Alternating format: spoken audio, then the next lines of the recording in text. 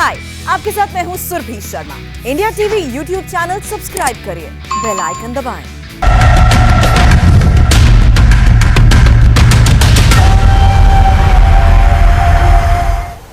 आप देख रहे हैं मुकाबला। नमस्कार, मैं हूं अजय कुमार। उत्तर प्रदेश से लेकर गुजरात तक धर्मांतरण के कुछ मामले ऐसे सामने आ रहे हैं जिससे उत्तर प्रदेश की एटीएस और उसके साथ साथ गुजरात की एटीएस की सक्रिय भूमिका भी दिखाई दे रही है। उत्तर प्रदेश के एटीएस और गुजरात के एटीएस ने वडोदरा में एक बड़े आरोपी को गिरफ्तार किया है। इस मामले में हवाला के जरिए पैसा भेजने की बात सामने आ रही है। उत्तर प्रदेश के बाद गुजरात के सूरत में भी धर्म परिवर्तन का एक मामला सामने आया है। ऐसे में बड़ा सवाल यह है कि आखिरकार धर्म के धंधेबाज क्या खुलेआम हिंदुस्तान में घूम रहे हैं? क्या खुलेआम धर्म परिवर्तन को एक धंधा बनाकर चलाया जा रहा है, जहां लालच, प्रलोभन, दबाव ये रणनीति इख्तियार की जा रही है ताकि हिंदुओं को दूसरे धर्म में परिवर्तित किया जा सके? देखिए रिपोर्ट। धर्म परिवर्तन रैकेट के मास्टरमाइंड उमर गौतम की गिरफ्तारी के बाद रोज नए नए खुलासे हो रहे हैं। अब यूपी एटीएस ने इस केस में छठी गिरफ्तारी की है। गुजरात के वडोदरा से सलाहुद्दीन शेख नाम के शख्स को गिरफ्तार किया गया है। सलाहुद्दीन ने शुरुआती जांच में धर्मांतरण के लिए फंडिंग की बात कबूल की है। धर्म परिवर्तन रैकेट पर यूपी एटीएस का शिकंजा लगातार कसता जा रहा है। रैकेट के मोहरे एक एक कर पकड़े जा रहे हैं। धर्मांतरण रैकेट में विदेशी साजिश का खुलासा हो रहा है। अब तक की जांच में यह साफ हो चुका है कि हवाला के जरिए इस रैकेट तक फंडिंग हो रही थी। वडोदरा से सलाहुद्दीन जैनुद्दीन शेख को गिरफ्तार किया गया है। यूपी एटीएस ने गुजरात एटीएस के साथ ज्वाइंट ऑपरेशन में सलाहुद्दीन को गिरफ्तार किया है। अब उसे 3 दिन के ट्रांजिट रिमांड पर लखनऊ लाया जा रहा है। सलाहुद्दीन पर उमर गौतम को हवाला के जरिए पैसे भेजने का आरोप है। शुरुआती पूछताछ में उसने धर्मांतरण के लिए पैसे भेजने की बात भी कबूली है। सलाहुद्दीन शेख ने उमर को 30 लाख रुपए भेजे। पता चला कि उसने हवाला के जरिए उमर को 5-6 बार रुपए भेजे। देश विरोधी कोई भी गतिविधि न उत्तर प्रदेश में बर्दाश्त की जा सकती न देश में बर्दाश्त की जा सकती। धर्मांतरण के आड़ में जो कुचक्र किया जा रहा है, विशेष तौर से चाहे वह देश के खिलाफ चाहे प्रदेश के खिलाफ, इसमें विदेशी शक्तियां भी चाहे आर्थिक रूप से उसका हिस्सा बनी हैं, चाहे अन्य किसी प्रकार से हिस्सा बनी है, यह बहुत गलत है। उसके लिए कठोर कानून है, उसके मुकदमे दर्ज हैं, उसके जो दोषी हैं उनको पकड़ने का काम हो रहा है। इस मामले में पुलिस कार्रवाई कर रही है, लेकिन बड़ा सवाल यह है कि आखिर धर्म परिवर्तन के कितने धंधेबाज अब भी बाहर घूम रहे हैं। और यही प्रमुख सवाल आज हम आपके सामने प्रस्तुत करना चाह रहे हैं। आखिरकार धर्म परिवर्तन के धंधेबाज क्या खुलेआम घूम घूम कर अपना धंधा चलाते रहेंगे? हम आपके सामने प्रस्तुत करेंगे 2 ऐसे लोग जो हिंदू होते हुए अपना धर्मांतरण करते हैं, इस्लाम कबूल करते हैं। इनमें से एक तो नाबालिग है, लेकिन उसके बाद इसने जब इस्लाम कबूल किया तो उसने अपने परिवार से नाता तोड़ लिया। इसकी रिपोर्ट हमने आपको दिखाई थी कल। आज एक और रिपोर्ट आपको दिखाएंगे सूरत से और बताएंगे कि कैसे एक बहुत बड़ा धंधा चल रहा है। इस पूरे मुद्दे पर चर्चा करेंगे। हमारे साथ राजीव जेटली जी, विनोद बंसल जी, अनुराग भदौरिया जी और डॉक्टर शोएब जमई मौजूद होंगे। धर्मांतरण का यह धंधा कब बंद होगा हिंदुस्तान में, इस पर करेंगे चर्चा। मुकाबला इसी पर इस छोटे से ब्रेक के बाद।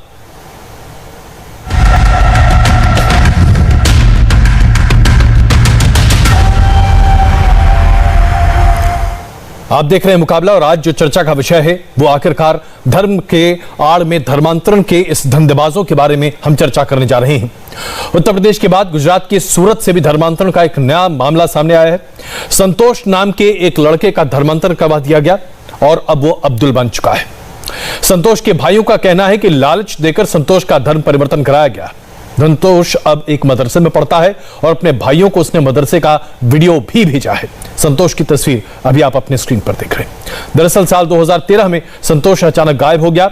6 साल के बाद संतोष ने अपने भाइयों को फोन किया और बताया कि अब वो अब्दुल बन चुका है। 3 अनाथ भाइयों में से एक संतोष सबसे छोटा है।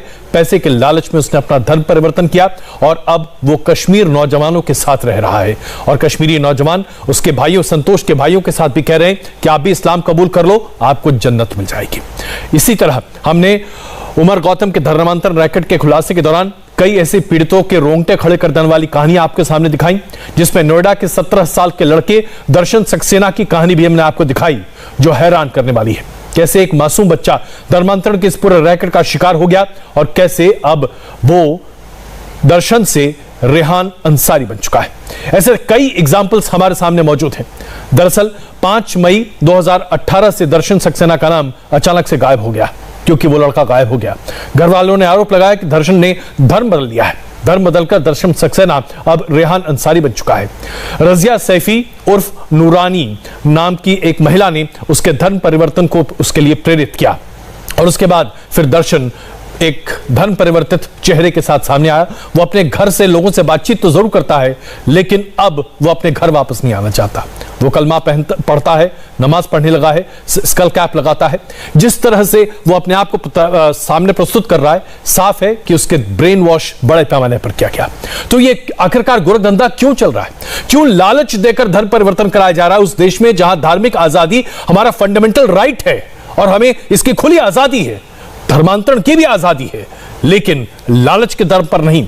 इसी पर चर्चा करेंगे राजीव जेटली जी, विनोद बंसल जी, अनुराग भदौरिया जी और डॉक्टर शोएब जमाई जी हमारे साथ मौजूद रहेंगे। इस छोटे से ब्रेक के बाद मुकाबला।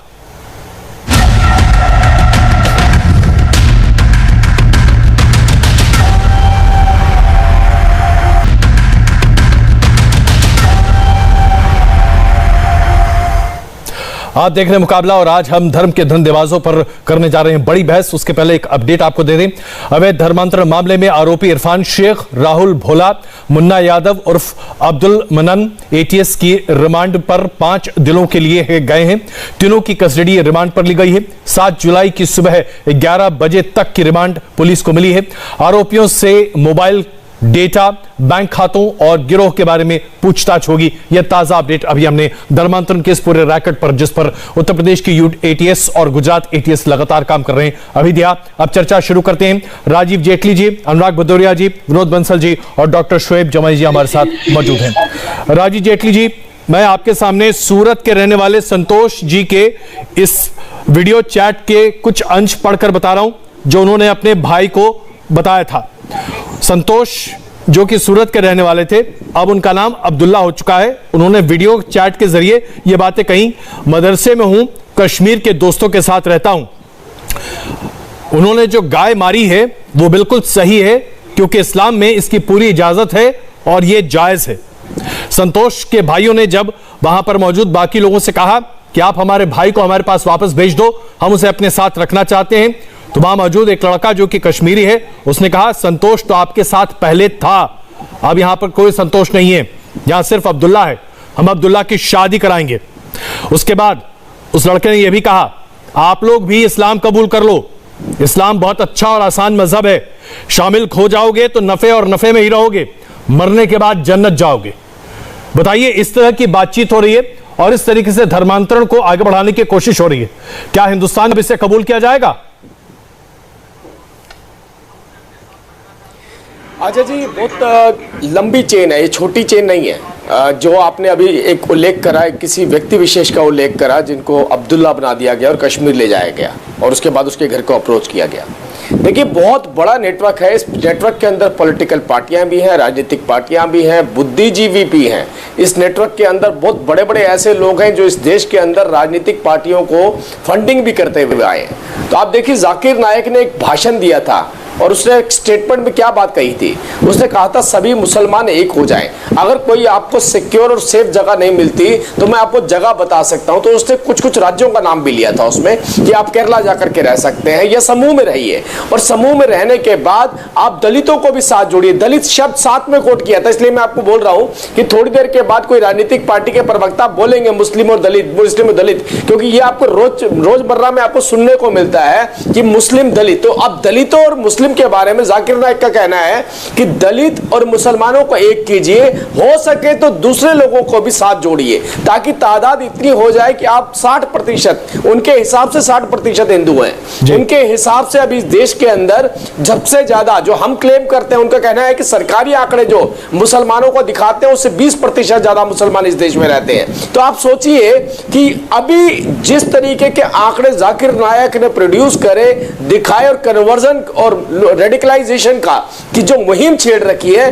उसका एक छोटा सा उदाहरण आपने पेश किया है, जिसमें आपने कहा एक व्यक्ति बदल गया। अरे यहां तो 1000 लोगों के सबूत मिल चुके हैं। ग्रामीण बच्चियों को किस तरीके से बरगला के, वो भी वो जो फिजिकली चैलेंज है, उन बच्चियों को फिजिकली उसको बरगला के उनका धर्मांतरण किया जा रहा है। और ये बात कोई हम नहीं कह रहे हैं, ये उन लोगों ने खुद कबूल कर ली जिन्होंने इस दुकान को चला रखा था।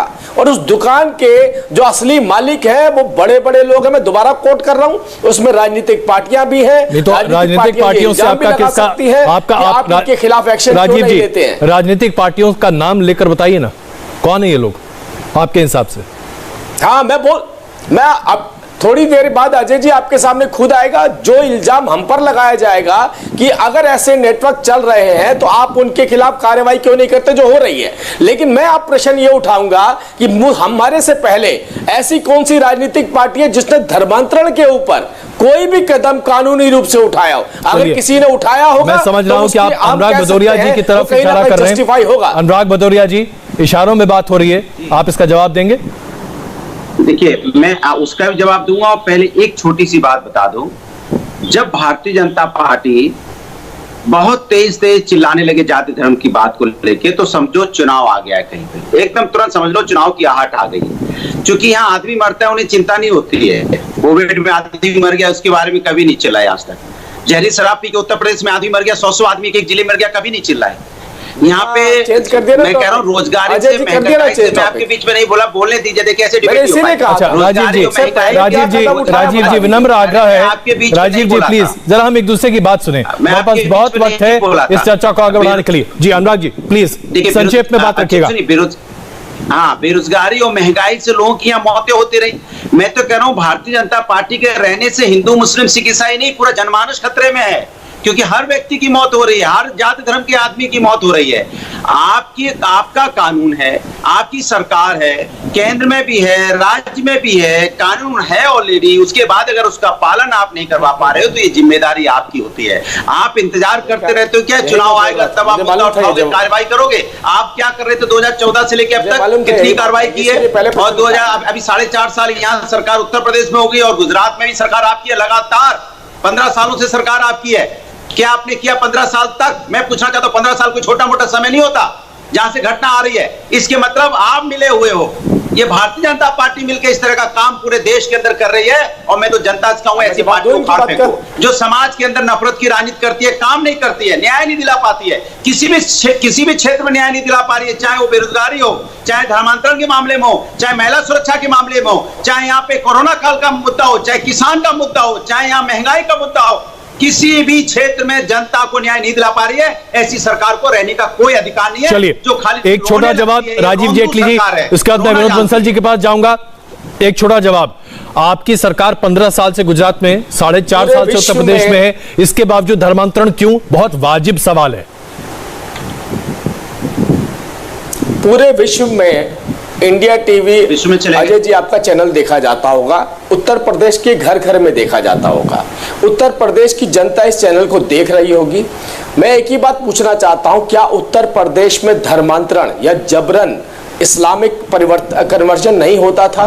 क्या जबरन लड़कियों को गुमराह नहीं किया जाता था? किडनैप नहीं किया जाता था? उनके खिलाफ कार्रवाई होती थी या नहीं होती थी? ये उत्तर प्रदेश की जनता निर्धारित करेगी, जो कार्रवाई अब भारतीय जनता पार्टी की सरकार में हो रही है। अब मुझे यही जानना था, इसीलिए मैंने आपसे सबसे पहले प्रश्न उठाया था। सबसे पहले प्रश्न उठाया था, क्या आपकी सरकार में इस तरीके की दुकानों को बल मिला था या आपने दुकानों पे ताला लगवाने के लिए कोई कानून बनाया था? यही मैं सुनना चाहता था इनके मुझसे। कम से कम लोग अपने आप निर्धारित करेंगे, उनका अपना तराजू है तोलने के लिए, क्या होता था और क्या हो रहा है, क्या होता था और क्या हो रहा है, ये जनता निर्धारित करेगी। चलिए अब मैं चर्चा को आगे बढ़ाता हूँ, please Anurag ji. Anurag ji election चर्चा करेंगे, 2 घंटे की करेंगे, करिएगा ना आप?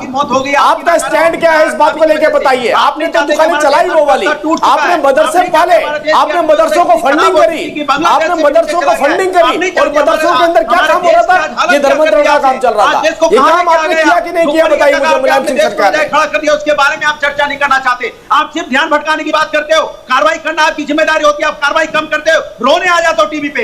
अजय जी अगली डिबेट दोबारा रखिए किसी भी सब्जेक्ट पे, उसी डिबेट के ऊपर हम सब्जेक्ट उसी सब्जेक्ट पे बात करेंगे। जिस सब्जेक्ट को आपने रखा उससे भागने का मतलब ये है कि उसके भागीदार आपने सब्जेक्ट की बात की, आप दोनों ने सब्जेक्ट की बात की, सब्जेक्ट पर वापस लौटते हैं। प्लीज प्लीज प्लीज धंधा चल रहा है। प्लीज आइए विनोद बंसल जी। विनोद बंसल जी, वीएचपी लगातार धर्मांतरण के मुद्दे को उठाती रही है। अब ये बात तो सही है ना कि अगर उत्तर प्रदेश में 4.5 साल की योगी सरकार के बाद भी धर्मांतरण हो रहे हैं तो सवाल तो सरकार से पूछे जाएंगे। 15 साल से ज्यादा वक्त से आज बिल्कुल पूछे जाएंगे। गुजरात में भारतीय जनता पार्टी की सरकार है, सवाल तो पूछे जाएंगे। लेकिन सवाल ये उठता है कि ये धर्म के ठेकेदार इस तरीके से घूम घूम कर धर्मांतरण करा लेते हैं और सरकारें चुप रहती हैं, क्यों भाई? और अजय जी यही अगर नहीं, अजय जी आपने बहुत बिल्कुल वाजिब प्रश्न पूछा है और मैं इस बात से बिल्कुल शब्द से सहमत हूं कि सवाल पूछे जाने चाहिए। सवाल सरकार से भी पूछे जाने चाहिए, आखिरकार धर्मांतरण के लिए राष्ट्रव्यापी कानून क्यों नहीं बना। मैं साधुवाद दूंगा हालांकि साथ ही साथ उत्तर प्रदेश की सरकार को भी और गुजरात की सरकार को भी, जिन्होंने ऐसा अभूतपूर्व कानून बनाया जिसके कारण जो है वो जो जिहादी हैं वो सारे के सारे जो धर्मांतरण के माफिया हैं वो धीरे धीरे करके सारे सलाखों के अंदर जा रहे हैं। आपको पता होगा अजय जी कि पिछले 7 महीने में जब से ये पूजनीय योगी जी ने जो कानून बनाया है, धर्मांतरण विरोधी कानून, लव जिहाद पर प्रतिबंध लगाने वाला कानून, उसमें 50 से ज्यादा केसेस दर्ज हुए हैं और उसमें से 13 की चार्जशीट दाखिल हो चुकी है। अनेक और सैकड़ों लोग जो है ना 100 से ऊपर लोग जेल में बंद हैं अभी, ये धर्मांतरण के कारण थे। और ये उन लोगों के मुंह पर करारा तमाचा है अजय जी, जो कि बार बार हमसे चीख चिल्ला के कहते थे कहाँ है धर्मांतरण, कहाँ है लव जिहाद, कौन सी लड़की को उठा ले गया, क्या प्रूफ है आपके पास, कौन कहता है लव जिहाद है। भाई साहब सारी चीजें सामने आ गई। अगर एक कानून नहीं होता तो कल्पना कीजिए क्या होता। एक बात। दूसरी बात ये, हाँ दुर्भाग्य मेरा है कि विश्व हिंदू परिषद इस मांग को पिछले दशकों से उठाता आ रहा है। धर्मांतरण के कारण ही विश्व हिंदू परिषद का जन्म हुआ है, एक तरह से मैं ये कह सकता हूँ। वो जब नियोगी कमीशन की रिपोर्ट आई थी मध्य प्रदेश में, तो उस नियोगी कमीशन की रिपोर्ट पर जब मंथन देश का जो संत समाज और बुद्धिजीवी वर्ग कर रहा था, तो उस समय उन्होंने फील किया था कि हाँ कोई हिंदुओं के संरक्षण के लिए भी कोई संगठन होना चाहिए। तब विश्व हिंदू परिषद का उदय हुआ और हमने तब से लेकर अब तक धर्मांतरण के खिलाफ बड़ी आवाज बुलंद की है और अनेक सैकड़ों लोगों को हमने वापस अपने मूल की तरफ वापस लेके आए। इसका मैं गर्व है। लेकिन आज केंद्रीय कानून की बहुत आवश्यकता है। मैं कहता हूं राजीव जी के माध्यम से भी मैं कहना चाहूंगा आखिरकार ये जो है ये केंद्रीय कानून में डिले क्यों हो रहा है, एक बात। दूसरी बात, मैं अनुराग भदौरिया जैसे व्यक्ति को भी कहना चाहता हूं, जो सब्जेक्ट तो डिबेट का कुछ और है, उस डिबेट को डिरेल करने के लिए चलिए हम अभी मुद्दे पर हैं, हम अभी मुद्दे पर हैं। बंसल साहब मुद्दे पर हैं। एक मिनट बंसल साहब और भदौरिया जी प्लीज एक मिनट, मुझे जरा शोएब इनको भी क्यों नहीं मांग करनी चाहिए कि हाँ धर्मांतरण के खिलाफ एक कड़ा कानून बनना चाहिए। ये क्यों नहीं मांग करते आखिरकार, मुझे बताइए। ये लोग क्यों नहीं मांग करते आखिरकार? क्या हिंदू उनके वोटर नहीं है क्या? अच्छा मैं आप दोनों से आग्रह करूं प्लीज आप दोनों से आग्रह करूं, मुझे जरा शोएब जमई से एक सवाल पूछने दीजिए प्लीज। शोएब जमई साहब, ये इनकी आदत है। प्लीज एक मिनट सर प्लीज एक मिनट, मुझे एक सवाल शोएब जमई साहब से पूछने दीजिए। जमई साहब आपने अभी सुना मैंने क्या पढ़कर अभी बताया। सबसे पहले सूरत का मामला जहां पर संतोष अब्दुल्ला बन चुके हैं और ऐसे कई मामले। मैं अब कुछ आंकड़े आपके सामने पढ़कर बता रहा हूं और मुझे बता दीजिएगा। गुजरात में बीते 5 साल में 1800 धर्म परिवर्तन की ऑफिशियल अर्जी दी गई, जिसमें से 1600 हिंदू मुसलमान बन गए और ये ऑफिशियल आंकड़ा मैं आपको बता रहा हूं। यही हाल महाराष्ट्र का है। महाराष्ट्र में 2800 ऑफिशियल एप्लीकेशन दिए गए बीते 5 साल में, जिसमें से 1950 हिंदुओं ने इस्लाम धर्म कबूल किया। और उसके बाद पीयू रिसर्च का भी जो डेटा आया है वो भी सामने बताता है कि कैसे बहुत ज्यादा कट्टरपंथ विचारधारा इस्लाम को फॉलो करने वाले भारतीयों में है। मैं पूछना चाहता हूं आखिरकार ऐसा क्यों है कि यह प्रकरण किसी तरीके से धर्म परिवर्तन कराया जाए? क्यों? धार्मिक आजादी है इस देश में, स्वतः कोई आदमी चाहे तो अपना धर्म परिवर्तन कर सकता है, लेकिन इस्लाम कबूल कराने की इतनी जोर जबरदस्ती क्यों?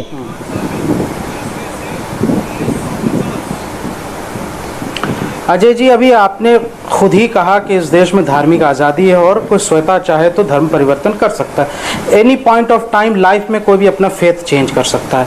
आपने आंकड़ा दिया कि 1600 से ज़्यादा जो है ऑफिशियल जो है वो एप्लीकेशन आए हैं धर्म परिवर्तन के लिए। जाहिर सी बात है वो एप्लीकेशन देने वाले कौन होते हैं? खुद। जैसे सपोज दैट स्वैप जमाई अपना फेथ चेंज करना चाहता है तो मैं खुद एप्लीकेशन दूंगा।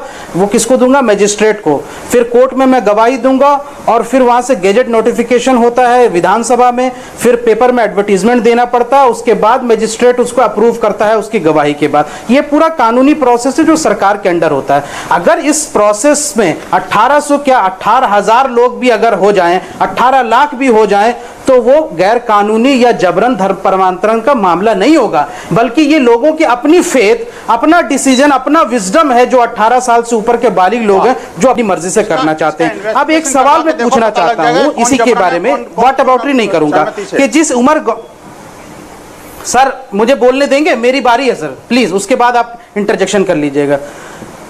उमर गौतम के बारे में जो इल्जाम लगाया जा रहा है, जिस नोएडा की मुख्य बधिर स्कूल के बारे में कहा गया कि वहां जबरन धर्म परिवर्तन हुआ, उसी स्कूल का स्टाफ मनीष खुद मीडिया के कैमरे के सामने आके कह गया कि हमारे स्कूल में ना कभी ये उमर गौतम आए ना जहांगीर आए, यहाँ कोई धर्म परिवर्तन नहीं हुआ। जिस मनु यादव का आप नाम ले रहे थे, मनु यादव एक बड़े चैनल के मीडिया कैमरे के सामने आके कहा कि मैं तो 7 साल पहले इस्लाम कबूल किया था और मुझे उमर गौतम ने डॉक्यूमेंटेशन बनाने में 4 साल पहले मदद की थी, जो कि कानूनी प्रक्रिया है। मैं तो अपनी मर्जी से कह रहा हूँ। अभी कश्मीर का मामला आया, मनमीत दनमीत जिसका सिरसा जी नाम है, दनमीत खुद कैमरे के सामने आके कबूल करके गई है कि मैं तो 2012 से इस्लाम कबूल की हूं और अपनी मर्जी से अपने दोस्त अशरफ भट्ट के साथ मेरी शादी हुई और हाईकोर्ट की इजाजत से मैं रह रही हूं। तो आप जो इतना झूठ कह रहे हैं, जो बुनियादी मुद्दे हैं उस पर खुद जो यहां से विक्टिम जिसके बारे में आप नाम ले रहे हैं, वो खुद कैमरे के सामने आके कह जा रहा है कि मेरा जबरन धर्म परिवर्तन नहीं हुआ, तो आप कानूनी तौर पर उसको अपराधी कैसे मान सकते हैं? ये जो इल्जाम ये मीडिया में जो प्रोपेगेंडा रचा जा रहा है, इसका कोई बुनियाद, कोई फैक्ट्स नहीं है सर। जमुई साहब इसका जवाब राजीव जेटली जी देंगे,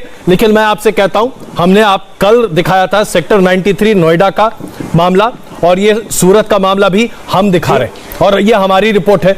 यहां पर दोनों मामले में, एक मामले में नाबालिग बच्चे का धर्म परिवर्तन, सूरत के मामले में जो लड़का है जी, अरे आप मानिए तो सही कि सूरत के मामले में पहले एक बात बताइए, गवाही देगा या किसकी कोर्ट ऑफ लॉ में किसकी गवाही टिकेगी? कोर्ट ऑफ लॉ यहाँ पर तो जबरदस्ती चीजें की जा रही है ना, हम तो इसको दिखा रहे हैं, आप जो एग्जांपल दे रहे हैं, जो खुद ये आके कह दे कि मेरा जबरन धर्म परिवर्तन किया गया है और मेरे साथ धोखा किया, लेकिन आज तक ऐसा कोई भी आदमी नहीं आया जो ये कहे कि मेरे साथ ऐसा हुआ। ये सर झूठा है, नैरेटिव गढ़ा गया है, सब कुछ झूठ है, वही सच है जो आप दिखाना चाहते हैं। राजीव जेटली जी, इस दुनिया में सच वही है जो जमुई जी दिखाना चाहते हैं। राजीव जेटली जी, बस नहीं, शोएब जमाई जी की पुलिस बहुत मजबूत है, कोई ऐसी हिमाकत नहीं करेगा धर्म परिवर्तन, जबरन धर्म परिवर्तन करवाने का। अब आप देखिए मोहम्मद गौतम और मुफ्ती, एक सेकंड राजीव जी, एक सेकंड राजीव जी, एक मिनट जमुई जी, अभी आपने क्या कहा? मोदी जी की पुलिस, ये क्या मतलब है इस तरह के अनर्गल बयान देने के? मैंने कहा आप राष्ट्रीय टीवी पर, राष्ट्रीय चैनल पर इस तरह के बयान कैसे देते हैं भाई? धर्म परिवर्तन कराने की ऐसी हिमाकत या हिम्मत नहीं करेगा। आप हिंदुस्तान की पुलिस को प्लीज, सबसे पहले माफी मांगिए और माफी मांगिए। आप सच्चाई भी नहीं है, आप माफी मांगिए, नैरेटिव मत गढ़िए। नैरेटिव नहीं कर रहा हूं मैं, नहीं, सबसे पहले आप भारत की पुलिस फोर्स पर आरोप लगा रहे हैं, आपकी सरकार का पक्षपात का आरोप लगा रहे हैं। कल को आप डॉक्टर को पक्षपात पर आरोप लगाएंगे, कल को तमाम गवर्नमेंट सर्वेंट्स पर आप आरोप लगाएंगे। ये कौन सी मानसिकता है आपकी? नहीं, मैं पक्षपात का आरोप नहीं लगा रहा हूं। तो फिर आप क्या कह रहे हैं? पक्षपात का आरोप नहीं लगा रहा हूं, मैं कह रहा हूं कि मीडिया जानबूझ करके ऐसे प्रोपेगेंडा और नैरेटिव गढ़ रही है। अभी एक मीडिया चैनल ने क्या कहा, अजय जी, बयानों की हम पूरी निंदा करते हैं, के घर घुस के क्या करेंगे? उसका रेप कर देंगे बहन बेटियों का हमारे समाज में, या जान से मार देंगे। ये कौन सा चैनल है बताइए? एनबीए के चेयरपर्सन है रजत शर्मा जी, माफ कीजिएगा जमुई साहब, प्लीज, आपने आपत्तिजनक बयान दिया, उसके लिए मैंने आपको टोका। कृपया करके आप इधर उधर का बयान मत दीजिए, प्लीज, आगाह कर रहा हूं आपको। राजीव जेटली जी, मैं बयान नहीं दे रहा हूं सर, ये हकीकत बता रहा हूं, क्योंकि रजत शर्मा जी एनबीए चेयरपर्सन है, आप यहाँ बहस पर आए, जिस मुद्दे की बहस पर आए उस पर बहस कीजिए। जमुई साहब प्लीज, जिस मुद्दे पर आप आए बहस कीजिए। आपको पता था मुद्दा क्या है, आपको पता था टॉपिक क्या है, यहाँ पर आकर ज्ञान मत दीजिए, जवाब दिलवा दीजिए, यहाँ पर ज्ञान मत दीजिए। आपको पता था, आपको अंधेरे में रखकर बहस पर नहीं बुलाया गया था। सर मैं ज्ञान नहीं दे रहा हूं, प्लीज राजीव जेटली जवाब दीजिए। सर जो सवाल मैंने उठाया है उसका जमुई जवाब साहब, दिलवा सकते हैं, जमुई साहब प्लीज, जमुई साहब प्लीज डिबेट को डिरेल मत कीजिए।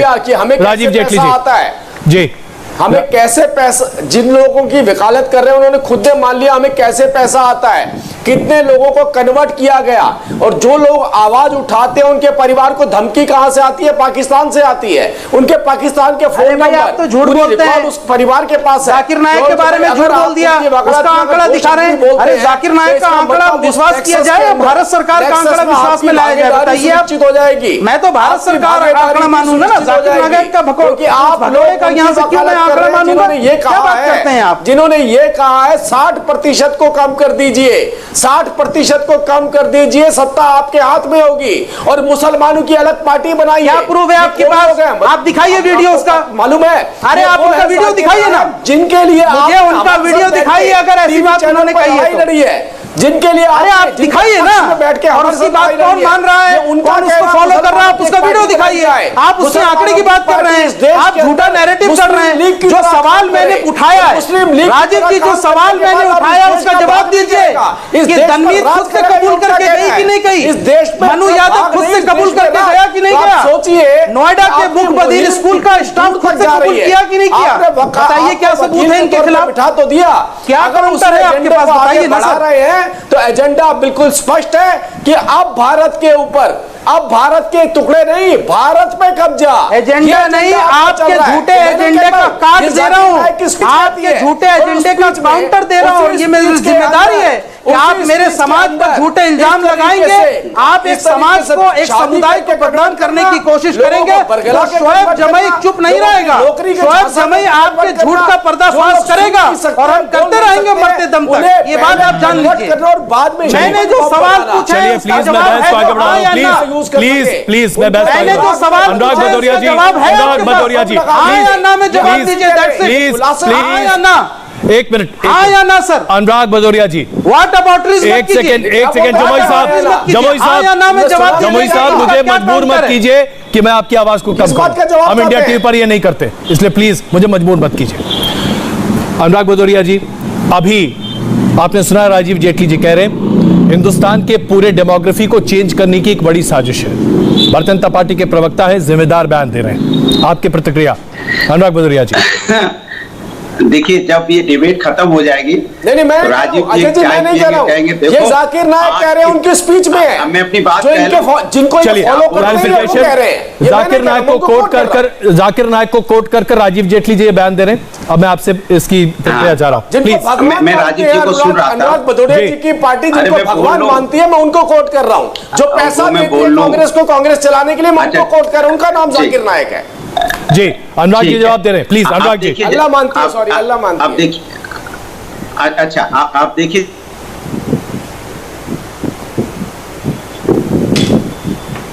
अनुराग जी ऐसा लग रहा है कि अनुराग जी की आवाज अभी फिलहाल कट गई है, उनसे हम दोबारा संपर्क साधने की कोशिश कर रहे हैं। इस बीच में विनोद बंसल साहब आ रही अनुराग जी प्लीज बताइए। हाँ देखिए, जब यहाँ डिबेट खत्म हो जाएगी उसके बाद राजीव जी बढ़िया चाय पिएंगे, कहेंगे देखो हमने कितना बढ़िया देश के और समाज के असली मुद्दों को डाइवर्ट करके जाति धर्म की कितनी बढ़िया बात की। अब तो आज शाबाशी तो हमें पार्टी की तरफ से बनती है कि हमने 4.5 साल का काम बात नहीं करना चाहते हैं, 14 से आप केवल इसी मुद्दे से क्यों भाग रहे हैं अनुराग भाई, इसी मुद्दे से क्यों भाग रहे हैं, इसका तो जवाब दे दीजिए मुझे। सुनिए, सरकार भारतीय जनता पार्टी की है, दोनों जगह भारतीय जनता पार्टी की सरकार है, केंद्र में राज्य में भी।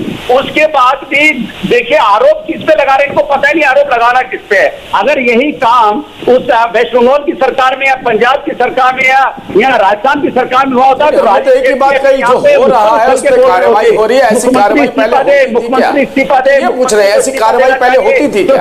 आप बोल दीजिए होती थी तो बताइए कब होती थी? मुख्यमंत्री का इस्तीफा मांग रहे होते तो क्या आप आपको योगी जी का इस्तीफा आप होती थी तो बताइए, पाकिस्तान बनने जा रहा है या नहीं बनने जा रहा है, हम नहीं कह रहे हैं, ये तो खुलासे हो रहे हैं, हमारे कबूल किया जा रहा है, ये तो लोग खुद कबूल कर रहे हैं, जिनके बचाव में आप यहाँ बैठे हैं, जिनको बचाने के लिए आप स्ट्रीम चैनल पर बैठ के एनर्जी वेस्ट कर रहे हैं या यूटिलाइज कर रहे हैं, ये वो लोग कह रहे हैं। नहीं है, आप समाज के लिए कर नहीं पाए हो, इसलिए समाज के असली मुद्दों पे बात नहीं करना चाहते हो, इसलिए इधर उधर की बातें करके समाज, ये समाज ही परिवर्तित कर देंगे आप, एक नया समाज बनाएंगे आप, लेकिन इस बात यही तो मुहिम है, नया समाज बनाया जाए। विनोद बंसल साहब, इस समाज के अंदर एक विनोद बंसल साहब, कुछ एक्शन नहीं लेती है। विनोद बंसल साहब, क्या ये आज हमारे लिए ज्वलंत मुद्दा है या नहीं? क्योंकि अनुराग जी तो चाहते हैं कि हम ये माने कि फिलहाल ये कोई मुद्दा नहीं है, ये सिर्फ चुनाव से जुड़ा हुआ है उत्तर प्रदेश के।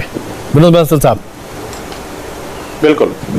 देखिए अजय जी मैंने पहले भी कहा था आपको कि कुछ लोग आते हैं डिबेट में सिर्फ इसीलिए कि डिबेट के सब्जेक्ट को डीरेल करके और उस पर अपना कब्जा जमा लें।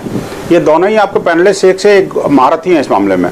और आप देखिए कि ये जो अनुराग भदौरिया, तो इनके बारे में बहुत बड़ा फेमस है, लेकिन मुझे लगता है कहने का इंडिया टीवी को अपना कुछ अपने डिबेट में कुछ राइटर लगाने पड़ेंगे कि सब्जेक्ट्स को इधर से उधर भटका तो उसको ऑडियो कट, तभी जाके बात बनेगी। क्यों? देखिए ये सब्जेक्ट के अलावा सब कुछ बोलेंगे लेकिन सब्जेक्ट पर नहीं बोलेंगे।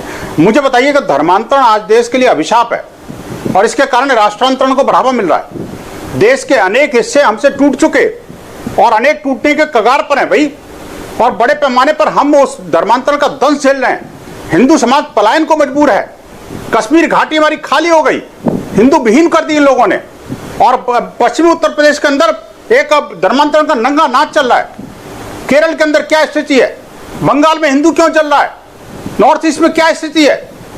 आखिरकार हिंदू समाज कब तक इसको झेलता रहेगा और कब तक ये राजनीतिक लोग जो है अपने राजनीतिक रोटियां सेकते रहेंगे। मैं सभी राजनेताओं को कहना चाहता हूं आज आपके चैनल के माध्यम से, आखिरकार धर्मांतरण के खिलाफ एक राष्ट्रीय बहस नहीं, अब बहस तो बहुत हो चुकी, अब तो कानून बनाना पड़ेगा। जब तक कानून और उसका कड़ाई से पालन नहीं होगा तब तक इस देश की रक्षा नहीं हो सकती। अजय जी बहुत गंभीर मुद्दा है, इस गंभीर मुद्दा पर गंभीरता के साथ बहस होनी चाहिए थी, लेकिन मुझे दुर्भाग्य है कि आपके कुछ महामहिम पैनलिस्ट जो है धर्मांतरण को लेकर कानून बन जाता है तो आपको तो कोई आपत्ति नहीं होनी चाहिए। उसके पीछे दो कारण हैं, किसी को एक तो इनकी राजनीति है, धर्मांतरण कराया नहीं जाता, इनके सब आपको तो कोई आपत्ति नहीं होनी चाहिए ना जमुई साहब।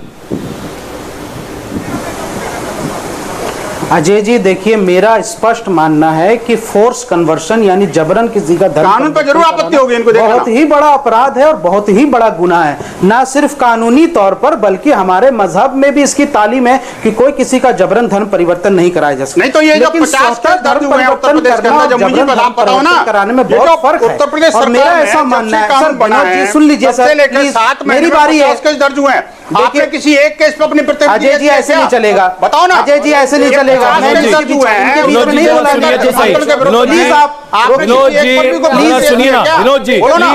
आप अपनी बात कहना शुरू कीजिए, डिसिप्लिन रखिए प्लीज। चलिए बात कीजिए, कंप्लीट कीजिए प्लीज। एक भाई साहब और बोल रहे हैं, जरा उनकी आवाज कम करिए। देखिए मैं इतना कह रहा हूं कि 100% मुझे मानना है कि आज के युग में जब इतना टेक्नोलॉजी फास्ट है, लोग सोशल मीडिया पे इतना अवेयर होते हैं, कोई भी किसी का धर्म परिवर्तन जबरन वो नहीं करा सकता, क्योंकि आज के सब समझदार और युवा पीढ़ी भी पढ़ी लिखी है, जो स्वतः धर्म परिवर्तन करते हैं उसके बारे में कोई कानून उसको रोक नहीं सकता पूरी दुनिया में। दूसरी बात सुन लीजिए कि अगर बीजेपी की सरकार आते ही हिंदू खतरे में आ जाता है, भाजपा की सरकार आते ही पाकिस्तान बनने लगता है, तो आपकी सरकार की जरूरत नहीं है, फिर यहाँ से सरकार बदल दीजिए, फिर कांग्रेस या सपा की सरकार को आने दीजिए। आपकी सरकार आते ही हिंदू खतरे में हो जाता है ना सर, आप अपनी सरकार चेंज कर दीजिए, हिंदू खतरे से बाहर निकल जाएगा। सर ये माहौल मत बनाइए, आप 2017 से पहले हिंदू खतरे में नहीं था, उत्तर प्रदेश में 2017 से पहले हिंदू खतरे में नहीं था, 2014 से पहले हिंदू खतरे में नहीं था, मोदी जी के आते ही हिंदू खतरे में आ गया। आपका जवाब जेटली जी देंगे, आपका जवाब राजीव जेटली जी दे रहे हैं, लेकिन मेरे सवाल का जवाब आपने नहीं दिया। एक सेकंड, कितना बेवकूफ बंसल साहब प्लीज एक मिनट, मेरा सवाल बड़ा, मैंने जवाब दिया। नहीं सुनिए ना सर, मेरा सवाल, क्या एक राष्ट्रीय कानून बन जाए जहां धर्मांतरण जबरन धर्मांतरण पर रोक लग जाए, आपको आपत्ति नहीं है ना? जबरन धर्म परिवर्तन कराने के लिए जबरन धर्म परिवर्तन पर सर ऑलरेडी कानून है, कानून उसको सजा दी जाए। लेकिन कोई अपनी स्वतः धर्म परिवर्तन करता ये तो नहीं है। संविधान के आर्टिकल कई राज्य जहां पर नहीं है, सिर्फ 5 राज्य। राजीव जी अब इसका जवाब दीजिए, इस बात का जवाब दीजिए कि आज हिंदू बीजेपी की वजह से खतरे में है, ये जमुई साहब का आरोप आपके ऊपर है। और मैं भाजपा की सरकार चेंज कर दीजिए, हिंदू खतरे से बाहर आ जाएगा। मुझे याद है ना सर, बड़ी लंबी डिबेट करी थी हमने, बड़ी लंबी डिबेट सरकार ले आओ। डिबेट इस बात पे थी कि औरंगजेब रोड का नाम बदला जाए कि नहीं बदला जाए। औरंगजेब रोड के ऊपर जमाई साहब ने औरंगजेब को बचाने के लिए अपना पुरजोर ताकत लगा दी थी उस वक्त पे।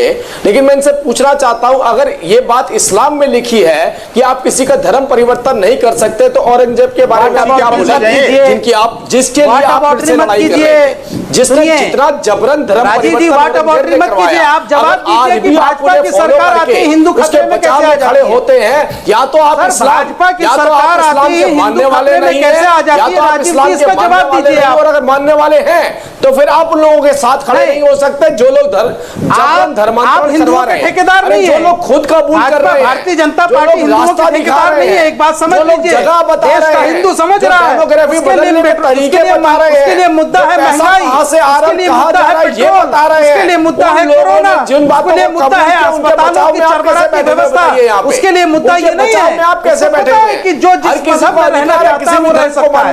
लेकिन क्योंकि आपको पता है कि उत्तर प्रदेश में 2022 में चुनाव होने वाला है, आप जोरों का सुनिए, बलि का बकरा आपने मुसलमानों को बनाया, बलि का बकरा आप मुसलमानों को बना रहे हैं। के विरुद्ध हथियार उठाने के लिए मत करिए। आपने मुस्लिम कम्युनिटी को ग्रांटेड टेकन फॉर ग्रांटेड ले लिया है, और आप जवाब नहीं दे पा रहे हैं कि बीजेपी की सरकार में हिंदू खतरे में कैसे आ जाता है, ये बताइए। जमुई साहब, हिंदू खतरे में कैसे जमुई साहब उठ पाए, मोदी जी की सरकार चेंज कर दीजिए। जमुई साहब अभी अगर जमुई साहब प्लीज, जमुई साहब एक मिनट राजीव जी, जमुई जी जरा ये बता दीजिए कि अभी राजीव जेटली उन तमाम शासकों का नाम ले रहे थे जो इतिहास में दर्ज हैं धर्मांतरण कराने के नाम पर।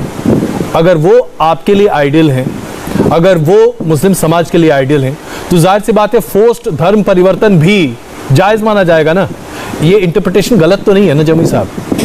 इस पर तो आपका जवाब बनता है ना। सर मेरे लिए आइडियल जो है मोहम्मद, सुन लीजिए, मेरे लिए आइडियल के साथ ये खड़े थे और कुरान है, और औरंगजेब ये खड़े थे, कहता है कुल हाज़िही सबीली अदऊ इलल्लाह अना बसीरतम व मनी तबानी, कि किसी का भी धर्म परिवर्तन जो है जबरन नहीं किया जा सकता।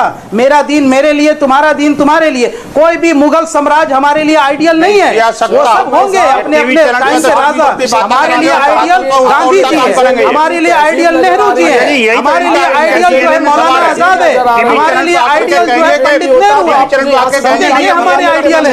आपके लिए वोट से होंगे, आपके वोट से मेरे आइडियल नहीं है, वोट से मेरे आइडियल नहीं है, सावरकर जी मेरे लिए आइडियल नहीं है, 60% की वजह से साध्वी प्रज्ञा मेरे लिए आइडियल नहीं है, आपको अपनी बात सुनिए, साध्वी प्रज्ञा मेरे लिए आइडियल नहीं है सर, यहाँ स्वतंत्रता है, वैभव रावत मेरे लिए आइडियल नहीं है। आपके लिए हो सकता है गोडसे आइडियल होगा, मेरे लिए आइडियल तो बाबर आपका आइडियल था, औरंगजेब आपका आइडियल था, संविधान आपका आइडियल था, और टीपू सुल्तान आपका आइडियल था। ये सारे के सारे धर्मांतरण के आइडियल थे। ये किसके आइडियल थे?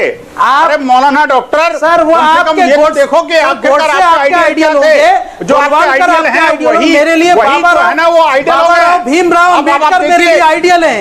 भारत के प्रति सोच बदलिए, बाबा राव भीमराव अम्बेडकर मेरे आइडियल है। सुन लीजिए अब आप, कोई जिहादी पूरे मुस्लिम समाज के लिए सियासत में बाबा राव भीमराव अम्बेडकर का बहुत महत्व है। अनुराग भदौरिया जी हमारे साथ जुड़ चुके हैं, अनुराग भदौरिया जी जुड़ चुके हैं। अनुराग जी से बात है, यहाँ पर हम आइडियल्स की बात कर रहे हैं। अनुराग भदौरिया जी प्लीज 1 मिनट, एक मिनट जमुई साहब प्लीज 1 मिनट। अनुराग भदौरिया जी हम वापस आ जाएं मुद्दे पर। आरोप लगाए जा रहे हैं कि चूंकि उत्तर प्रदेश के चुनाव सर पर हैं, इसलिए धर्मांतरण सबसे बड़ा मुद्दा बन गया भारतीय जनता पार्टी के लिए। क्या यही आपका भी आरोप है? क्योंकि जवाब इसका राजीव जेटली देंगे। अनुराग भदौरिया जी पहले आप। देखिए, राजीव जेटली के पास जवाब नहीं है, क्योंकि उन्होंने पहले बता दिया कि गुजरात में सरकार किसकी है, गुजरात में सरकार किसकी है, उत्तर प्रदेश में सरकार किसकी है। जब सरकार गुजरात में है, धर्मांतरण के विरुद्ध राष्ट्रव्यापी कानून बनना चाहिए कि नहीं बनना चाहिए? कानून है उत्तर प्रदेश में, किसको वो बुला लिया यार? आपको पता है कानून है उत्तर प्रदेश के अंदर में? अरे क्या मैं बोलूं या नहीं बोलूं बता। अच्छा बंसल साहब प्लीज एक मिनट, बंसल साहब प्लीज। उत्तर प्रदेश समेत 12 राज्यों में ऐसे कानून हैं। राष्ट्रीय कानून बनना चाहिए, जमुई साहब भी मान रहे हैं और बाकी लोग भी मान रहे हैं, लेकिन अभी कानून की आवश्यकता इसलिए नहीं है क्योंकि हमारे पास ऐसे बहुत प्रोविजंस हैं कानून में जो फोर्स्ड कन्वर्जन को रोकते हैं। इसलिए इस पारे पर हम जरा विराम लेते हैं। जी अनुराग भदौरिया जी कंप्लीट कीजिए प्लीज। देखिए मुझे लगता है समझदार लोगों को बुलाने से डिबेट अच्छी होती है। उत्तर प्रदेश में कानून है ऑलरेडी और केंद्र में कानून बनाने की जिम्मेदारी सरकार की है, भारतीय जनता पार्टी की। रोका किसने उनको? बनाओ ना, किसने रोका? आपको तो रोका नहीं किसी ने, लेकिन आपको कुछ करना कहाँ है? आपको तो माहौल बनाना है भारतीय जनता पार्टी को। अरे सरकार किसको बुला लिया यार? ये बहुत ही जाहिल आदमी है यार। अच्छा डिबेट आप करिए ना, मैं बोलूं। अच्छा प्लीज बंसल साहब प्लीज जरा बात आगे बढ़ने दीजिए। बंसल साहब आग्रह कर रहा हूं, प्लीज जरा सुनिए तो सही। बात हम एक दूसरे की सुनेंगे तभी तो बात होगी। प्लीज मेरे पास वक्त कम है साहब, वक्त जाया हो रहा है। Please ji Anurag ji please complete कीजिए। देखिए उत्तर प्रदेश में ऑलरेडी, अरे यार क्या किसको बुला लिया आपने? प्लीज अनुराग जी आगे बढ़िए प्लीज। देखिए उत्तर प्रदेश के अंदर में ऑलरेडी कानून करने वालों के खिलाफ कठोरता से कार्रवाई होनी चाहिए, बोलो ना। केंद्रीय कानून होना चाहिए, ये भी बोलो ना। अबे जाहिल के साथ मत बुलाया करो। अच्छा बंसल साहब मुझे आपकी आवाज कम करनी पड़ रही है साहब, मैं माफी चाहता हूं। आप जरा बहस को आगे बढ़ने दीजिए ना, आप अटक गए एक ही जगह पर। Please ji Anurag ji please. देखिए उत्तर प्रदेश के अंदर में ऑलरेडी कानून है और केंद्र में कानून बनाने की जिम्मेदारी भी सरकार की है।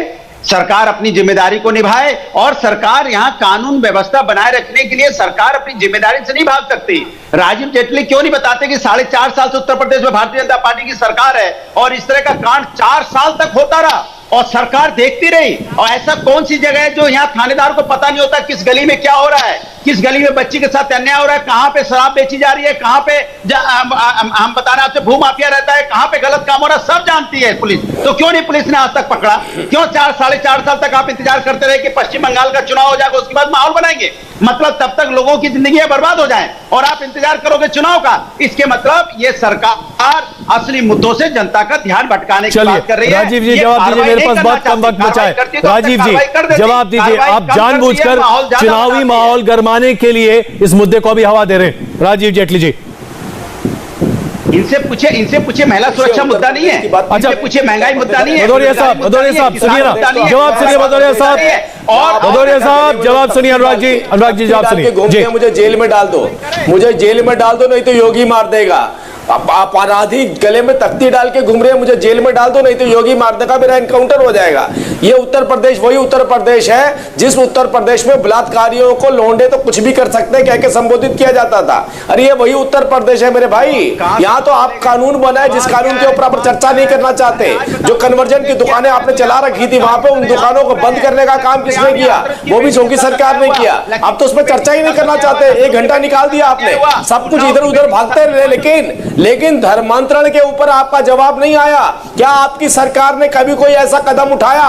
अपनी सरकार के अंदर एक भी ऐसा इंसिडेंट बता दीजिए जहां जबरन धर्मांतरण हो रहा हो और आपने उसके खिलाफ एक्शन लिया हो या पुलिस ने उसके खिलाफ FIR दर्ज की हो। अरे वहां तो लोग ले लेकर के भागते थे।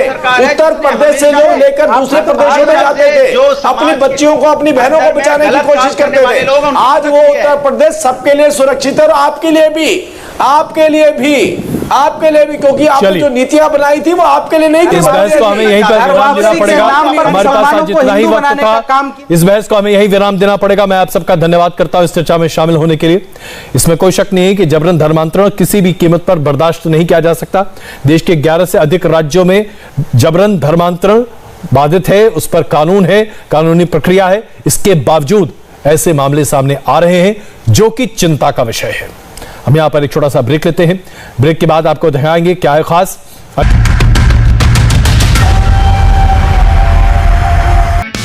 हाय, आई एम सुरभि शर्मा। खबरों से अपडेट रहने के लिए India TV YouTube channel subscribe करिए, साथ में बेल आइकन जरूर दबाएं। जुड़े रहें इंडिया टीवी के साथ।